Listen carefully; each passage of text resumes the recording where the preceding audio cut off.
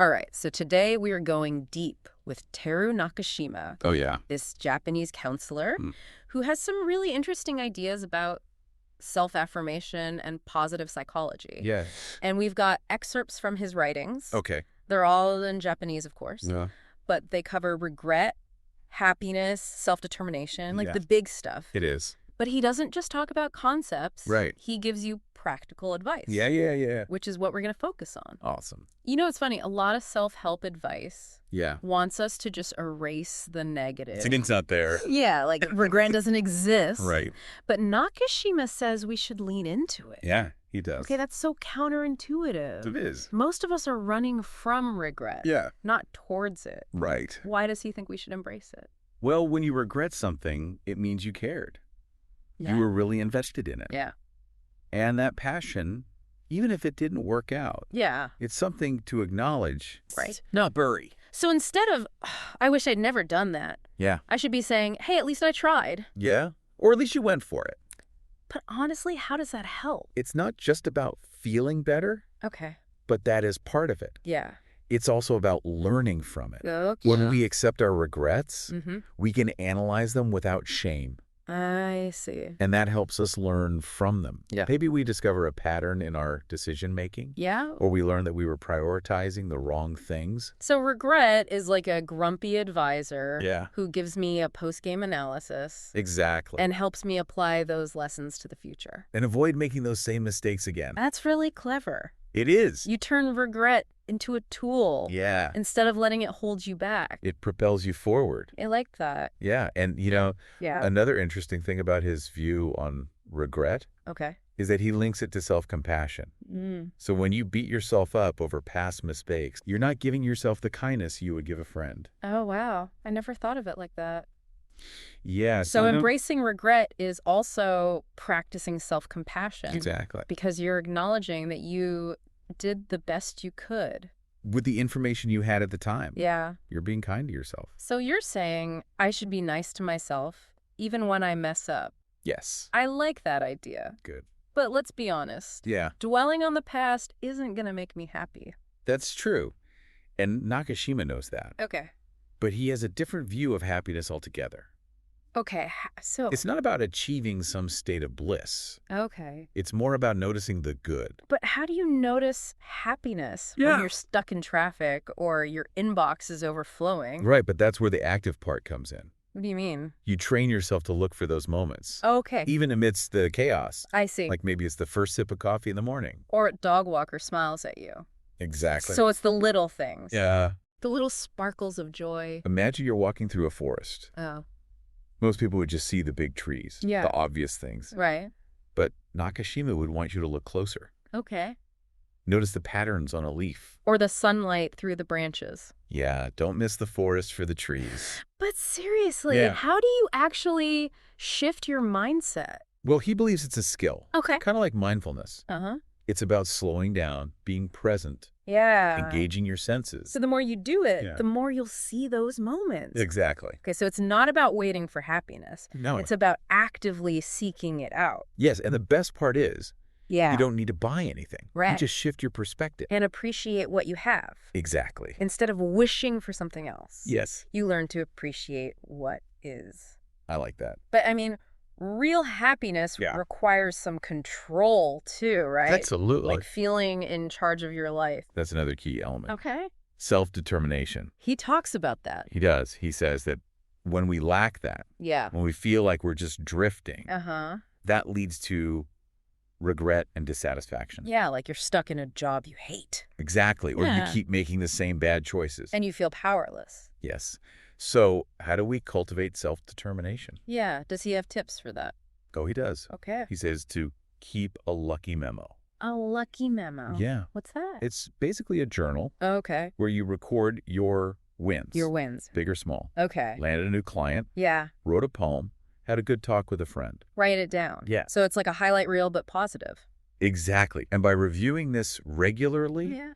it changes how you see yourself. Really? It reminds you that you are capable of Mhm. achieving good things. So it's not just a feel-good thing. Now, There's some psychology behind it. yes, by focusing on the positive, Yeah. you rewire your brain. Wow. to see your own competence. So you're like shaping your own narrative That's a great way to put it. instead of letting your inner critic win. Exactly. And, Yeah. this idea of controlling your narrative Yeah. ties into finding your true self. Okay. But we'll have to talk about that in part 2. I can't wait. Me too. Yeah. So we've been talking about taking control and, noticing the good. Right. Even making friends with our regrets. Yeah. But there's something else in Nakashima's work Okay. that kind of ties it all together. What's that? The idea of finding your true self.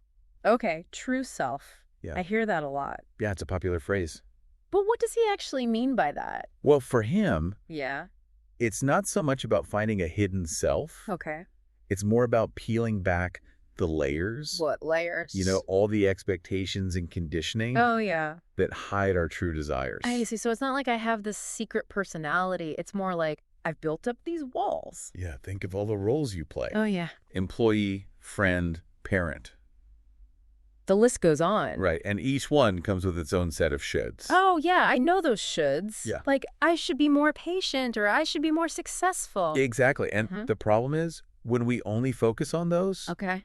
and we don't stop and think if they fit with our values, I see. we end up on autopilot. Going through the motions but feeling empty inside. Yeah, and that can be scary. It is a little bit. Yeah. So how do we break free from autopilot? Well, he doesn't have a step-by-step guide, Okay. but he wants us to look inward. Okay. Ask yourself some tough questions. Like what? Like, what truly brings me joy? What are my core values? Right. What kind of legacy do I want to leave behind? Those are hard questions. They are. Yeah, it's so easy to just focus on the day-to-day. Yeah, you don't have time to think big picture. And sometimes I don't even know the answers. Right. It's like your true self is hidden in a fog. Yeah, exactly. But that's okay. Yeah, he says it's not a destination. Okay. It's a journey. So I don't need to have all the answers. Right. It's more about exploring. Try new things. See what fits. It's like an artist mixing paints. Trying different colors. Yeah, you'll find what inspires you. And maybe the mistakes are the best part. Exactly. You never know what you'll find. This is all a bit daunting, It can be. but also exciting. Yeah. But how does this tie back to regret and happiness? Well, imagine you're living a life that's really you, Okay. aligned with what you value, Yeah. even if you make mistakes. You'll still have regrets. Yeah. But they won't feel like a betrayal to who you really are. You can accept the outcome because you were being true to yourself. Exactly. And think about happiness. Okay. If you're chasing external things, Like what other people think. yeah, you'll always be striving for something outside. But if you're living authentically, Yeah, happiness comes from within it does. because you're doing what matters to you. Yes. And that brings us to another question. What's that? What if your true self wants impractical things? Okay, yeah. Like, what if you want to be an underwater basket weaver? But you live in the desert. Exactly. What And they? Nakashima would say, get creative. Okay. You can't be a professional, maybe, Yeah. but you can still find ways to incorporate it. So it's about adapting. Yeah. Find ways to express yourself. Even if it's not perfect. Right. Be resourceful. Even small steps can make a difference. Absolutely. That's a lot of responsibility, though. It is. Once you know what matters, Yeah. you can't ignore it. And that's where self-determination comes in. It does. Because you have to make tough choices. Yeah. Step outside your comfort zone. Maybe even challenge what people expect. You can't just find yourself and expect everything to change. Right. You have to put in the work. Exactly. Make conscious choices. Set boundaries. And maybe Right, you no to things. that don't fit with who you are. Exactly. It's all starting to come together. It is. It's not just about thinking positively. No, it's deeper than that. It's about inner work and then taking action. Yeah. And that brings us to another important part. Okay. Living a life of purpose. Okay, but how do you even know what your purpose is? He wouldn't say you have to find the one big purpose. Okay. It's more about noticing what lights you up. Okay. What do you lose yourself in? What makes me feel good? Yeah, maybe it's writing or helping others. Or building things. Exactly. So I just have to pay attention. Yeah, and he believes that following those things Yeah. is actually a gift to the world. Wait, really? Yeah. How can doing what I like help other people? When you're doing something you're passionate about, Yeah. you have this different energy. Like you're excited. Yeah, enthusiastic. Use that Yeah, and that energy spills over. to other people. Yeah, you inspire them. So by doing what I love, Yeah. I'm making the world a better place. That's what he believes. That's amazing. And he takes it even further. He says everyone has a unique contribution.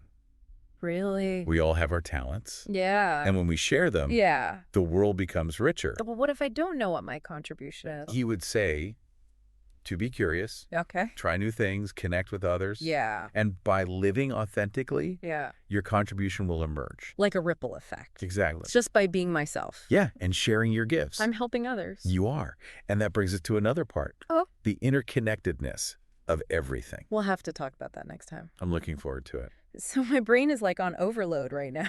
A lot to think about. We've covered so much. Oh, yeah. Regret, self-determination. Mm-hmm. This whole true self thing is really sticking with me. Good. But you mentioned something about interconnectedness. Right. How does that fit in with everything else? Well, we've been talking about individual growth. Right, like finding my own happiness. Yeah, pursuing your passions. But Nakashima doesn't see that as selfish. No, he doesn't. So it's not just about me. It's bigger than that. There's like a bigger picture. He thinks it's really important to cultivate compassion, empathy, gratitude. Yeah. He says when we shift our focus Okay. from scarcity to abundance, Hmm. we become more aware of how connected everything is. That makes sense if you're always worried about what you're missing. Yeah. You won't notice the needs of others. Right. Or appreciate the world around you. And he thinks that's crucial for happiness. It is when we focus on helping others, Yeah. contributing to our community. Appreciating nature. Yeah. Our own problems seem smaller. It's like connecting to something bigger gives you a sense of purpose. Exactly. And this ties back to noticing. Oh, yeah, we talked about that. When we're grateful, Yeah. we see the connections more clearly. He's like weaving this web. It's all connected. Embrace regret. Find yourself, notice the good, connect with something bigger. It all works together. But some days it's hard enough to just get through the day. I know what you mean. How can I worry about the whole planet? He's not saying to carry the weight of the world. Yeah. It's about small actions.